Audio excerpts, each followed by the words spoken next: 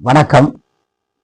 சட்டமன்றம் நாடாளுமன்றம் என்பதை கடந்த காலங்களிலே நாம் அறிவோம். அப்படிப்பட்ட சட்டமன்றத்திலே சமீபத்திலே நடந்த ஒரு சர்ச்சையிலே நாமெல்லாம் தாயாகவும் தெய்வமாகவும் வணங்குகின்ற தமிழை வம்புக்கெடுத்து இழிவுபடுத்தி இருக்கிறார் நிதியமைச்சர் மரிய வில்சன். ஒரு படத்திலே வடிவேல் சொல்வார், என் கட்சிக்காரன் என்னப்பா கேட்டான் என்று சொல்வார். அதை போல அருமை நண்பர் திமு ராசேந்திரன் மரிய வில்சனுடைய அருந்தமிழை கேட்டுவிட்டு கொஞ்சம் பயிற்சி எடுத்து பேசலாமே என்று ஒரு ஆலோசனை தான் சொன்னார். அதை கூட பணிவுடன் சொல்கிறேன் என்று அவர் சொன்னார். இப்படி பணிவாக ஒருவருக்கு ஒரு ஆலோசனையை தகுதியுடைய சட்டமன்ற உறுப்பினர் அந்த அவையில் சொன்னது அவருக்கு தன்மானத்தை கெடுப்பது போல் ஆகிவிட்டது போலும். எல்லோருமே நன்றாகத்தான் பேசிக் கொண்டிருந்தார்கள். சபாநாயகர் கூட அதனை ஒரு நேர்மறையான அறிவுரையாக எடுத்துக்கொண்டு சொன்ன நேரத்திலே கொதித்து எழுந்து வாய்க்கு வந்தபடி வசைதான் பாடவில்லை, மற்றபடி அவ்வளவு வன்முறை பொருள் பிரயோகங்களையும் செய்துவிட்டார் மரிய வில்சன். சட்டமன்றத்திலே ஒரு ஆண்டோர் அவையிலே அவர் பேசிய பேச்சு அரசியல் சாசனத்திற்கும் பொது அமைதிக்கும் எந்த விதத்திலும் உகந்ததாக இல்லை. அவர் சொல்லும் பொழுது நான் பான் கிறிஸ்டியன் என்று ஒரு சமயம் சார்ந்து தன்னை சொல்கிறார். சாதி சமயங்களுக்கு அப்பாற்பட்டு பதவி ஏற்கின்ற ஒரு சட்டமன்ற உறுப்பினர், அதிலும் அமைச்சர், இப்படி தன்னை ஒரு குறிப்பிட்ட சமயத்தவனாக காட்டிக்கொள்வது என்பது கடந்த காலத்திலே நான் பாப்பாத்தித்தான் என்று அம்மையார் ஜெயலலிதா அவர்கள் சொன்னது போல, இன்னும் நாடாளுமன்றத்திலே சில நேரங்களிலே வட இந்திய பார்ப்பனர்கள் தங்களுடைய சாதி பெருமையை பேசியது போல அமைந்து விட்டது. அவர் சொல்கிறார், எங்களுக்கு எங்களுடைய கிறிஸ்தவ மதம் ஒன்றை கற்றுத்தந்திருக்கிறது, அது அன்பு வழி அறவழி என்கிறார். அன்பு சகோதரர் அவருடைய சகோதரர் வீட்டிலே அந்த கிறிஸ்தவ முறையினை பின்பற்றியதை நாமெல்லாம் காணொளி வழியாக பல ஆண்டுகளுக்கு முன்பு பார்த்தோம். அது மட்டுமல்ல, மதம் என்பது அது கிறிஸ்தவ மதமோ இந்து மதமோ எந்த மதமோ அது அமைதியின் பெட்டகமா வன்முறையின் வாளா என்பது வரலாறு சொல்கிறது. 1095 1972 வரை நடந்த 9 சிலுவை போர்களிலே இஸ்லாமியர்களும் கிறிஸ்தவர்களும் சிந்திய ரத்தம் இந்த உலகத்திலே உலக யுத்தங்களை விட எல்லாம் அதிகமான அளவு ரத்தம் என்பதை இந்த வரலாறு அறியும். ஏறத்தாழ 9 மில்லியன் பேர் அந்த சிலுவை பேர்களை கொல்லப்பட்டார்கள். கிறிஸ்தவ சமயம்தான் என்றில்லை, சைவ சமயம் ஒரு காலத்திலே அன்பே சிவம் என்று சொல்கிறவர்கள் எல்லாம் சமணர்களை கழுவேற்றினார்கள்.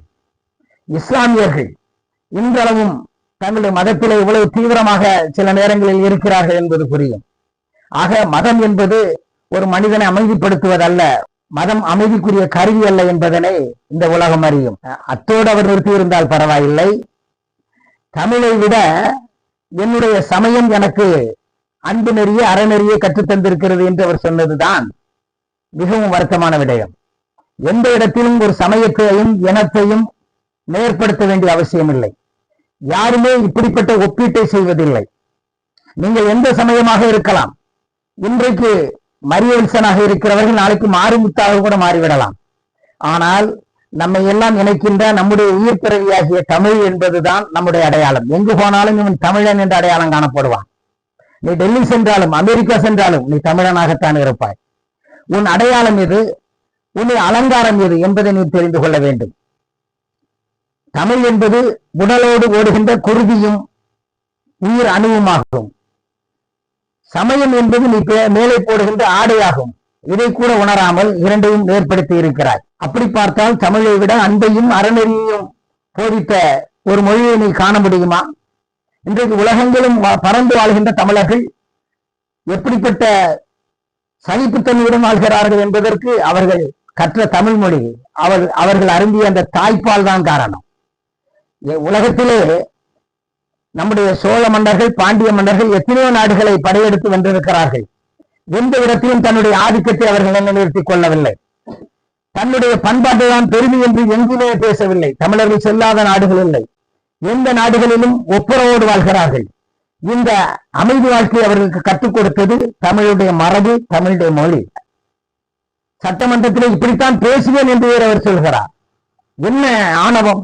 இதே கேரளாவிலோ கர்நாடகாவிலோ தெலுங்கானாவிலோ அந்தந்த மொழி தெரியாதவர்கள் இருக்க முடியுமா ஆட்சி கட்டிலே? மும்பையிலே ஆட்டோ டிரைவர் இருந்தாலும் மராத்தி தெரிந்திருக்க வேண்டும் என்ற பிரச்சனை ஓடிக்கொண்டிருப்பது உனக்கு தெரியுமா சகோதரனே? இங்கு நீ தமிழ் படிக்காமல், தமிழை தெரிந்து கொள்ளாமல், தமிழர்களுடைய அவையிலே, தமிழருக்கு வேண்டிய அவையிலே, தமிழுக்கு முடிவெடுக்க வேண்டிய அவையிலே நீ இருப்பது என்பது உனக்கு கிடைத்திருக்கின்ற பாக்கியம் என்று கருதுகிறாயா அல்லது தண்டனை என்று கருதுகிறாயா என்பதை உணர வேண்டும். தமிழை வம்புக்களுக்கு இன்றைக்கு அந்நிய மொழியினர் கூட இப்படி பேசியது கிடையாது. நீ பேசுகின்ற வட்டார வழக்கை பற்றி கவலை இல்லை. ஆனால் தமிழ் இலக்கணத்தை கொள்ளுகின்ற அளவிற்கு நீ பேசியதைத்தான் நம்முடைய சகோதரர் சுட்டிக்காட்டினார்.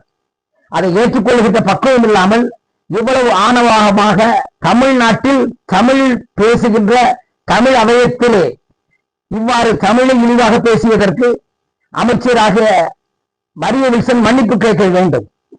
இன்னொரு காரணமும் இருக்கிறது. அரசியல் சாசனப்படி மதச்சார்பற்றவராக, சாதி சார்பற்றவராக மக்கள் பிரதிநிதிகள் இருக்க வேண்டும். ஏற்கனவே ஒன்றிய அரசிலே பல அமைச்சர்கள் ஆணவ முக்கவர்களாக இந்துத்துவ வெறியினை கிளப்பிக் கொண்டிருக்கிறார்கள். அதை போல இந்த கிறிஸ்தவ வெறியை தூண்டுகின்ற அளவிற்கு இன்றைக்கு தமிழ்நாடு சட்டமன்றத்திலே பல சம்பவங்கள் நிகழ்வதை நாம் பார்க்கிறோம். சட்டமன்ற சபாநாயகர் பதவியேற்கும் போது எப்படி பதவியேற்கிறார் அதை நாம் அறிந்தோம். அதை போல மரிய வில்சன் தன்னை கிறிஸ்தவர் என்றால் ஒரு பிறப்பால் மேம்பட்டவர் என்பது போல, ஒரு பார்ப்பனர்கள் சொல்வார்களே தாங்கள் பிறப்பால் மேம்பட்டவர்கள் என்பது போல ஒரு பார்ப்பனிய தன்மையுடன் ஒரு மிகப்பெரிய மத வன்முறையான சொல்லை பிரயோகித்திருக்கிறார். இது அரசியல் சாசனத்துக்கு அப்பாற்பட்டது, எதிரானது. எனவே அரசியல் சாசனத்தை அவமதித்ததற்காகவும் நம்முடைய தமிழ்நாட்டில் தமிழரவையில் தமிழர்களுடைய உயிரான தமிழை இழிவுபடுத்தியதற்காகவும், அது மட்டுமின்றி வரைமுறையற்ற வன்முறை சொற்களை பயன்படுத்தியதற்காகவும் மரிய வில்சன் உண்மையிலேயே பொதுவெளியிலும் தமிழ்நாடு சட்டமன்றத்திலும் மன்னிப்பு கேட்க வேண்டும். இதை கேட்டுக்கொண்டிருந்த சபாநாயகரும் வருத்தம் தெரிவிக்க வேண்டும் என்பதை நான் கோரிக்கையாக வைக்கிறேன். நன்றி, வணக்கம்.